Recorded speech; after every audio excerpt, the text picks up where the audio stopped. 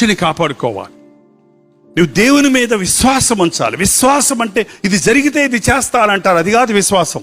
ఒక భార్య తన భర్తను తీసుకొచ్చి పక్షవాతం వచ్చిందండి, ఈ పక్షవాతం తగ్గిపోతే బాప్తీసం తీసుకుంటామండి అని నాతో చెప్తే అన్నాను, అమ్మా నువ్వు ముందు నమ్మి బాప్తీసం తీసుకోండి, తర్వాత దేవుడు స్వస్థపరుస్తాడు అవసరమైతే. ఏంటంటే అంతేగాని స్వస్థపడితే బాప్తీసం తీసుకుంటా, స్వస్థపడకపోతే నేను ఇంటికి వెళ్ళిపోతా, అది విశ్వాసమా? అది విశ్వాసం కాదు. దేవుని మీద విశ్వసించిన వాడు తొణకడు, విశ్వాసం కలిగిన వాడు కలవరపడడు.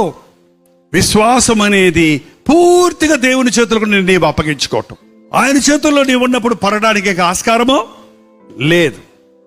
దేవునితో నడుస్తున్నప్పుడు, మన హృదయాన్ని పరిశుద్ధంగా కాపాడుకున్నప్పుడు, మన మనస్సాక్షిని మంచిగా కాపాడుకున్నప్పుడు, దేవుని మీద విశ్వాసం ఉంచినప్పుడు మన జీవితాల్లో క్రీస్తు సారూప్యం కనపడుతుంది.